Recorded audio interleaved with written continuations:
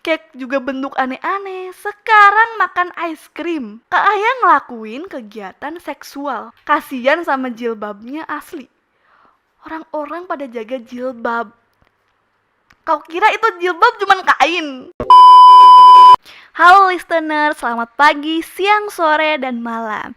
Jumpa lagi bareng gue di sini. Pada konten kali ini gue bakal bahas hal-hal yang lagi viral dalam seminggu terakhir yang terjadi di berbagai macam platform media sosial.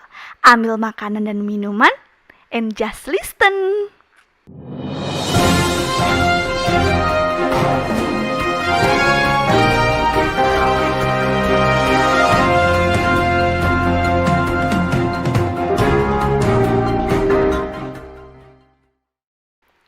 Minggu ini banyak yang lagi viral ya.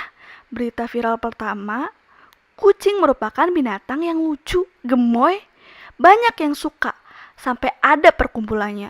Emang makhluk berbulu ini walaupun kerjaannya males-malesan doang dan ngabisin duit babunya, memiliki daya tarik tersendiri. Namun peristiwa naas dialami Nabila Febrianti, anak 12 tahun asal desa Sel Tampang, Kecamatan Bila Hilir, Kabupaten Lahu Bantu, Sumatera Utara. Siswi kelas 6 SD ini mesti diamputasi kakinya usai ditabrak truk. Nabila tertabrak truk karena menyelamatkan seekor kucing di jalan. Kecelakaan ini membuat kaki Nabila mesti diamputasi. Saat kejadian, Nabila disebut tiba-tiba menyeberang jalan untuk menyelamatkan kucingnya yang hampir tertabrak. Kucingnya berlari ke arah jalan. Pada saat bersamaan melintas satu unit truk membawa bahan material bangunan, kata AKP Yakin Senin 7/8/2023. Nabila saat ini menjalani rawat jalan di rumah kontrakannya. Yakin menyebut hingga kini luka-luka Nabila belum sepenuhnya sembuh. Kaki kanan diamputasi mulai dari betis dan kaki kiri masih dibungkus perban karena lukanya belum kering, kata Yakin. Sebagaimana dikutip kompas.com, Nabila masih membutuhkan perawatan tim medis sehingga masih di rantau perapat untuk memudahkan tim medis memantau kondisi korban. Lanjutnya, Yakin menambahkan sopir truk yang menabrak Nabila semula ditetapkan menjadi tersangka. Namun kedua pihak sepakat berdamai dan supir truk tersebut bersedia memberikan bantuan pengobatan kepada korban. Semoga di saat kamu udah besar, kamu gak nyalahin kucing ya dek. Kamu gak nyalahin apa yang udah terjadi juga. Kalau pertama tentang siswa SD yang ngelakuin aksi heroik, kali ini berita viral dari guru SMA N7 Renjang Lebong, Bengkulu. Diketapel orang tua siswa sekolahnya. Akibatnya guru olahraga itu mengalami kebutaan permanen. Penyerangan orang tua siswa disebut terjadi pada saat guru sedang mengajar. Berikut kronologinya. Kronologi penyerangan. Dilansir dari tempo.com, kejadian tersebut bermula ketika seorang guru olahraga bernama Zahrahman, 58 tahun, menegur salah satu siswanya yang kedapatan merokok di area kantin sekolah pada Selasa pagi, 1 Agustus 2023. Bukannya berhenti merokok pas ditegur, malah dicuekin gurunya. Karena merasa tidak dihargai, sang guru pun emosi. Terus menendang siswa tersebut dan mengenai bagian muka siswa. Siswanya jelas nggak terima dong. Terus ngadu ke orang tuanya. Orang tua siswa yang mendengar aduan dari anaknya kebawa emosi. Orang tua siswa yang bernama Arpan Jaya, 45 tahun itu, tidak terima jika anaknya diperlakukan seperti itu. Jelas semua orang tua kalau anaknya dipukul, apalagi tendangan bagian kepala, pasti nggak terima sih. Arpan Jaya kemudian ngebawa ketapel ke sekolah. Ia menyerang mata sang guru dengan ketapel hingga pecah. Akibat aksinya, Zahrahman harus menjalani operasi mata di rumah sakit. Kabar terakhirnya, Zahrahman mengalami kebutaan permanen akibat penyerangan tersebut. Tapi katanya nih guys, gurunya tuh salah juga. Murid yang dia injak nggak ngerokok, tapi temannya yang ngerokok. Dia cuma nemenin. Makanya dia kayak nggak terima. kalau di sekolah nggak usah pada aneh-aneh deh. Belajar aja yang bener. Terus kalau urusan sekolah, jangan bawa-bawa ortu. Kan ada BK. Kecuali udah lapor, nggak ada tindakan. Ya lapor ke ortu. Dan ortunya jangan babi buta gitu dong. Sama-sama salah juga. Yang kemarin SMPTN keterima nggak? Kalau belum lulus jangan kecil hati ya. Ikut tahun depan atau cari info tentang beasiswa atau cobain sambil kerja deh. Atau kerja dulu, baru ngumpulin buat kuliah. Kalau yang punya modal kuliahnya, ortunya juga berkecukupan buat modalin, jangan aneh-aneh deh. Kayak pertemanan Aab dan MNZ. Aab sebenarnya sudah kenal sampai orang tua MNZ ini menganggap Aab sebagai keluarga mereka. Cuman karena Aab ini terjerat pinjol, dia sampai tega ngebunuh dan menusuk MNZ langsung. Dia ambil barang-barang berharga milik MNZ. Kepada polisi, Aab ngaku ingin menguasai barang berharga adik tingkatnya itu karena mengalami kerugian investasi kripto sebesar 80 juta. Hingga harus meminjam uang ke pinjaman online dan teman-temannya untuk menutupi kerugian. Di samping itu, pelaku juga diketahui memiliki iri dengan kondisi korban yang dinilai lebih kaya darinya. Pelaku AAB iri dengan kesuksesan korban MNZ dan terlilit terbayar kosan serta pinjol. Ponakan saya ini cerita, abang asuhnya ini sangat care, sangat membantu mulai dari masuk kuliah. Ternyata kami tidak tahu, wallahu alam saja. Tiba-tiba kejadian seperti ini tidak ada yang tahu. Faiz pun berharap AAB dapat mendapat hukuman maksimal atas perbuatannya, menghabisi nyawa MNZ. MNZ yang berumur 19 tahun ditusuk AAB sampai meninggal. Jenazah MNZ baru ditemukan 2 hari usai pembunuhan, yakni Jumat, dalam keadaan terbungkus plastik dan tersimpan di bawah kolong tempat tidur. Dalam kamar itu juga berantakan, tapi terlihat seperti sempat dibersihkan. Ungkap Wakil Kesastrim Polres Metro Depok AKP Nirwan Pohan. Pelaku AAB berhasil diringkus polisi pada hari yang sama dengan penemuan mayat korban, kurang dari 3 jam. Alhamdulillah pelaku AAB berhasil kami bekuk, tutur Nirwan.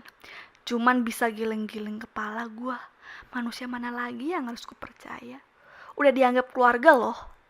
The real membunuh dari belakang ini mah. Setan kayaknya insecure di pojokan lihat manusia lebihin dia. Oke, lanjut ke berita selanjutnya. Kemarin kan tanggal 8 bulan 8 tuh. Ikut flash sale nggak? Dapat iPhone di harga berapaan? Soalnya kemarin ada tuh yang diskon sampai 40%, 30%. Bahkan ada yang sampai 50%. Wih, keren gak tuh? Oke, lanjut ke berita selanjutnya. Pada peringatan Hari Pers Nasional 9 Februari lalu, Presiden Joko Widodo meminta kepada Kementerian Komunikasi dan Informatika, Dewan Pers, dan stakeholder terkait agar segera menuntaskan klausul-klausul tentang publisher right yang akan dimasukkan dalam Press.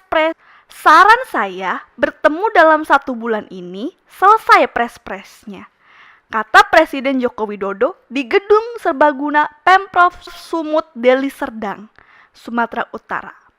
Gagasan mengenai regulasi yang menuntut tanggung jawab platform digital global seperti Google, Facebook, dan sejenisnya untuk memberikan nilai ekonomi atas konten berita yang diproduksi oleh media lokal dan nasional sebenarnya telah mengemukakan sejak Hari Pers Nasional di tahun 2020. Gue pusing deh sama peraturan-peraturan yang gak jelas. Ya kali coy, bakal ada peraturan yang bisa bikin konten kreator Indonesia berhenti. Ini bakal bahaya banget gak sih? Kalau aturan ini disahkan, konten kreator bakal mati. Jangankan konten kreator remahan rengginang macem gue, yang gede-gede juga bakal mati. Kalau ini disahkan, nanti di internet cuman platform yang ngejalin kerjasama sama pemerintah. Soalnya tiap informasi harus sesuai sama Dewan Pers. Jadi Nggak ada lagi konten kreator. Gimana nasib konten kreator yang di TikTok, FB, IG, Twitter, dan lainnya? Apalagi kalau berita nanti diduitin. Katanya memfilter penyebaran hoax sama misinformasi. Positive thinking dulu.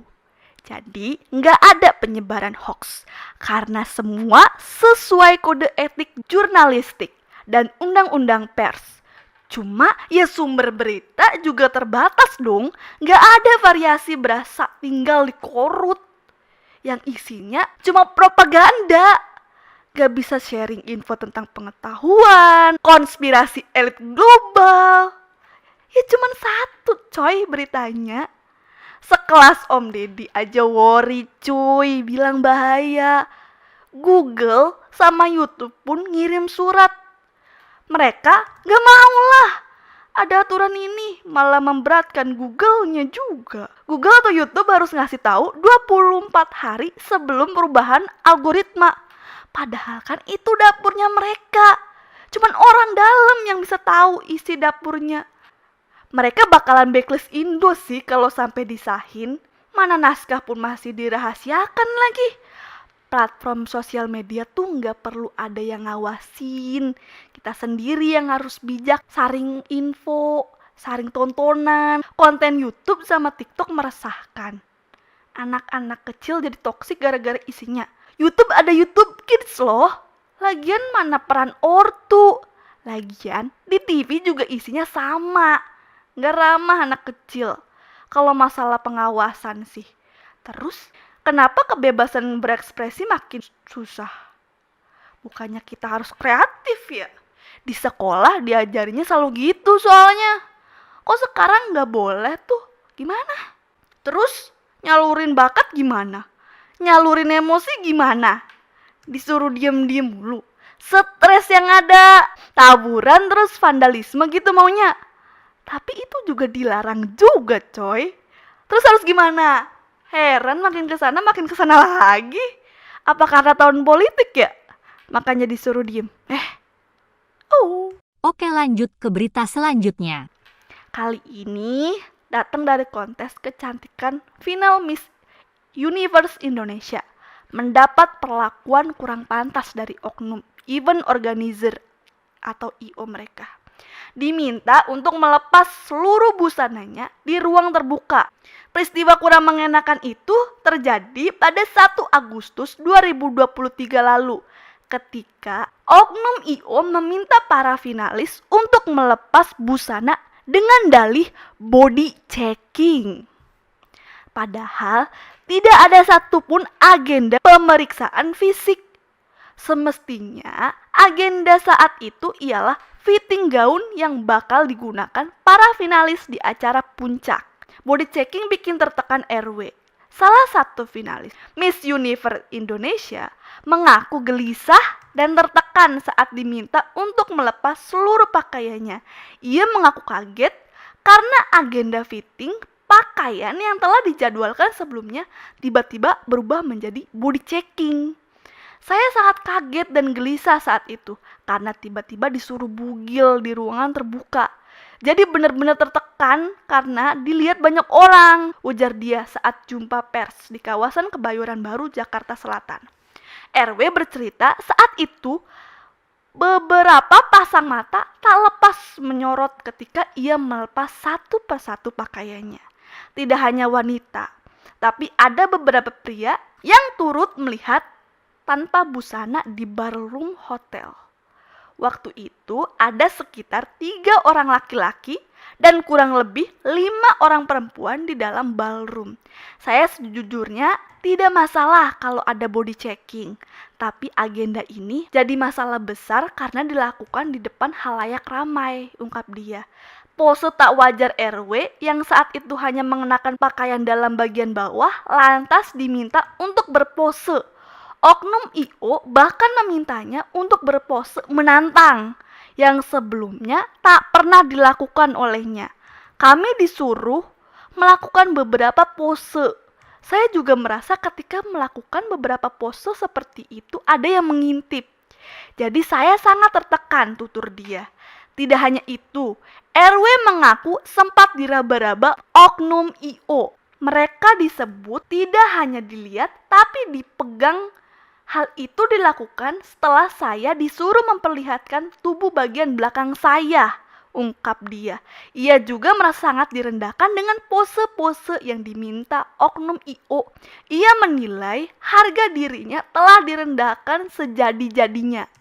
Saya merasa direndahkan karena hanya dilihat sebagai objek, bukan orang yang berprestasi di Indonesia. Sementara kami sudah sekuat tenaga berupaya mengembangkan Indonesia di kontes kecantikan, tegas dia. Menolak tapi dibentak. Cerita lain dari finalis Miss Universe Indonesia berinisial FJ. Ia mengaku sempat melakukan penolakan ketika dirinya diminta untuk melepaskan seluruh pakaiannya oleh oknum IO.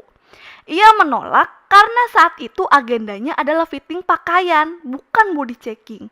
Saya sempat menolak, tapi malah dibentak dan disuruh untuk tetap membuka pakaian, kata dia. FJ sudah tertekan akhirnya menuruti perintah itu. Ia melepas pakaiannya satu persatu kecuali pakaian dalam bagian bawah. Setelah tampil nyaris bugil, ia kemudian diminta untuk mengangkat satu kakinya ke atas kursi. FJ mengaku saat itu para oknum IO berdalih hendak memeriksa fisiknya, terutama fisik bagian bawah. Mereka melihat ke arah saya terus disuruh berputar. Jadi saya benar-benar tidak nyaman saat itu, ucap dia. Tapi tidak bisa melawan karena takut. FJ mengaku menolak, tapi pada akhirnya dia menuruti permintaan oknum IO karena khawatir body checking menjadi salah satu penilaian penting. Oleh karena itu, ia tidak bisa memberikan banyak perlawanan. Bukannya Miss Universe adu wawasan sama public speaking ya, sama cantik tentunya. Terus ngeliatin seluruh badan sama pose aneh-aneh buat apa? Buat jadi bintang porn sama hanya fans? Atau gimana? Sampai dinilai bagian yang gak kelihatan sama baju tuh buat apa? Mana ada cowok pula bilang tulang lunak lah. Cewek juga kan ada yang doyan sesama. Terus foto udah kemana aja tuh? Udah dihapus juga sekarang mah udah canggih. Bisa backup atau desain kemana-mana. Nah pasti manusia sekarang aneh-aneh. Kasihan setan di pojokan insecure. Dia pasti bilang, gue bisikinnya gak gitu. Asli dah. Merekanya aja yang kayak setan. Kalau kontes kecantikan dilecehin, kalau Oklin demen bener ngelecehin diri sendiri. Dari pakai baju seketat lolos CPNS, terus dikasih rante-rante, makan cake secara sensual, pose aneh-aneh, ciuman sesama cewek, cake juga bentuk aneh-aneh. Sekarang makan ice cream, kayak ngelakuin kegiatan seksual. Kasian sama jilbabnya asli. Orang-orang pada jaga jilbab. Kau kira itu jilbab cuman kain yang gak ada kehormatannya? Kalau mau jadi pornstar mending buka. Gak sanggup lihat jilbab dimainin gua. Gua aja pakai jilbab ngerasa gak enak banget karena copot pasang. Dua, karena gak bener. Apalagi mulut toksik banget gua. Jadi gua gak mau jilbab gue disalahin sama orang-orang. Lu dengan pedenya berasa pornstar. Sakit sih. Oke listeners, sampai sini dulu pembahasan kita. Kalau lu suka pembahasan viral kayak gini, tombol merahnya yang ada tulisan subscribe atau langganan dipencet ya. Terus kasih jempol yang atas, bukan ke bawah. Dan komen jangan lupa, biar kita bisa misu-misu bareng. Share juga, biar nggak misu-misu sendiri. Dan gue makin semangat kontennya. See you on the next video guys. Bye-bye.